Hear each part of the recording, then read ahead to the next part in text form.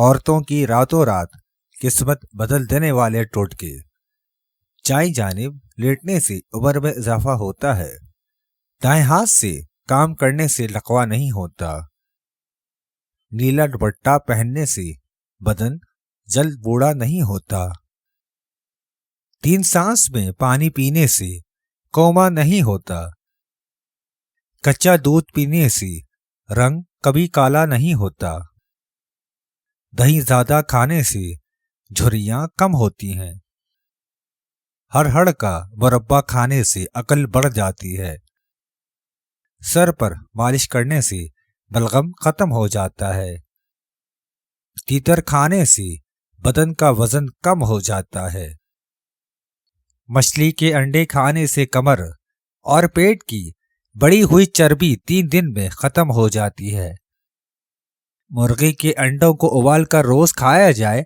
تو عورت 80 سال تک جوان رہتی ہے، کیکر کے پھول کو مسل کر دانوں پر لگائیں، چہرے کے دانے 1 دن میں ختم ہوں گے، شلجم کے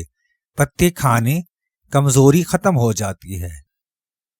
پودینے کے پتوں کو گرم پانی میں ابال کے بھاپ چہرے پر لگائیے،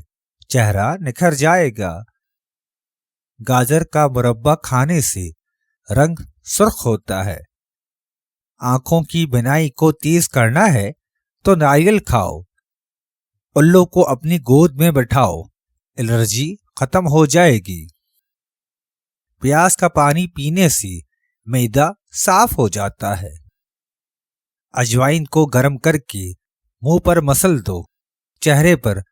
بدنما دھبے ہمیشہ کے لیے ختم ہو جائیں گے، سیب کھانے کے بعد کبھی پانی مت پئیں ورنہ گلے کا کینسر ہو سکتا ہے اور خراش بھی، بکرے کی چربی کا تیل سر پر لگاؤ، 90 سال تک ایک بھی بال گرے گا نہیں اور سفید ہوگا، ہاتھوں پر گائے کی چربی لگائیے، ہاتھ کبھی سانولے نہیں ہو پائیں گے،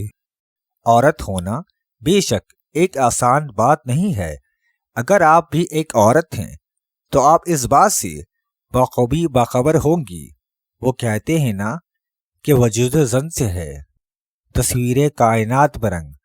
تو اس رنگ کو برقرار رکھنے کے لیے بے شک خواتین کو بہت سی پریشانیوں سے گزرنا پڑتا ہے، لیکن ان پریشانیوں کا حل کرنا ناممکن بالکل بھی نہیں ہے، آج کے دور میں ہر عورت خوبصورت دکھنا چاہتی ہے اور یہ بالکل ہر عورت کا حق ہے اور ایک جائز خواہش ہے، پرانے وقتوں سے ہی خواتین اپنے آپ کو خوبصورت، دلکش اور جاذب نظر بنانے کے لیے مصروف رہتی تھی، اس لیے وہ کبھی تو خوبصورت لباس کا انتخاب کرتی تھی اور کبھی اپنے جلد کو نرم و ملائم بنانے کے لیے مختلف جڑی بوٹیوں کا استعمال کرتی تھی، نہ کبھی اپنے بالوں کو سیاہ اور گھنا اور خوبصورت بنانے کے لیے مختلف ٹوٹکے استعمال کرتی تھی، تو کبھی زیورات سے خود کو سجاتی تھی،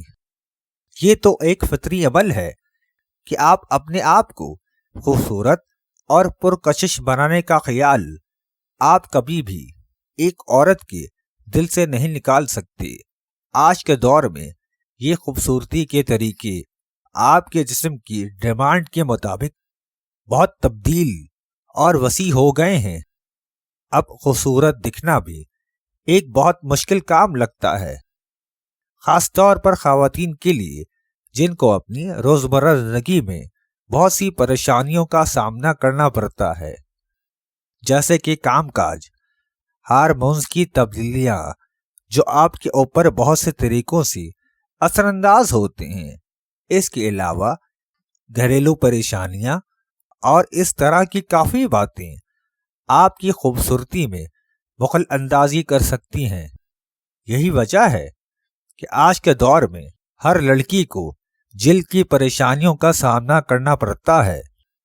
کسی کی اسکن آئلی ہے تو کسی کو خشکی کا سامنا کرنا پڑتا ہے، رنگت کو گورا کرنے کے اور بھی سستے طریقے ہیں، مثلا بڑی مقدار میں ایمونیا اور ہائیڈروجن پیروکسائڈ کا استعمال، جن کے اپنے نقصانات بھی کچھ کم نہیں، مثلاً کھجلی، جلد کا سرخ ہو جانا یا پھوڑے پھنسیوں کا نکل آنا،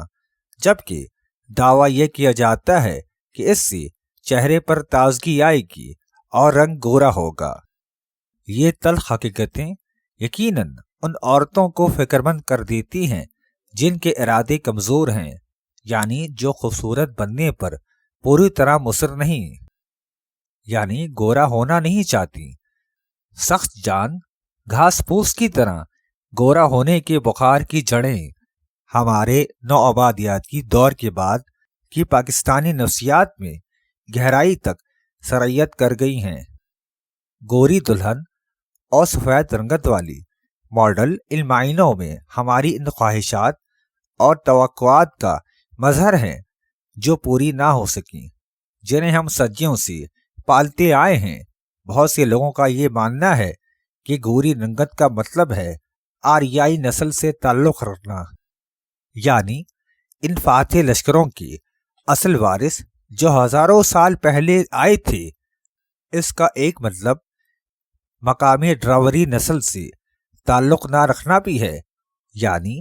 ان چھوٹے قد کے سیاہ فام لوگوں سے جو برصغیر میں آباد تھے اور ان کے دریاؤں کے کناروں اور پہاڑوں کے دامن میں صدیوں سے مشقت کرتے آئے تھے۔ فرض یہ کر لیا گیا ہے کہ سیاہ فام لوگ سب کے سب سرحد کے اس پار رہتے ہیں، اور پاکستانی ہونے کا مطلب ہے سکندر اور آریاؤں کا وارث ہونا۔ اگر ہیرو اور ہیرونیوں کو گورا دیکھا جاتا ہے تو بدماش ہمیشہ کالا ہوتا ہے۔ چنانچہ رنگت کی بنیاد پر جو اصول بنا لیا گیا ہے وہ یہ ہے کہ جو کالا ہے وہ غریب ہے، غلیظ ہے، جبکہ جو گورا ہے وہ پاک ہے، اچھا ہے۔ رات کے دوران جلد کی خلیات سونے کے دوران فعال طور پر کام کرتے ہیں، اس لیے کہ صبح صبح تک تھکاوٹ نہیں لگتی۔ ہم آپ کو جلد کی دیکھ بھال کے لیے کچھ سفارشات دیں گے۔ بستر جانے سے قبل آخری منٹ کے لیے جلد کو صاف کرنے کی ضرورت نہیں ہے۔ جیسے کہ آپ گھر آتے ہیں، اپنے شرر نگار کو فوری طور پر لو، پسینے کو ہٹا دیں، جو دھول پورے دن جمع ہو جائے پیشاب سے صاف کرنے کا عمل شروع کرو۔ پھر آنکھوں، ناک، گالوں، ٹوس پر لے لو۔ دودھ یا لوشن کا استعمال کرتے ہوئے کپاس کی گیندوں سے جلد صاف کریں۔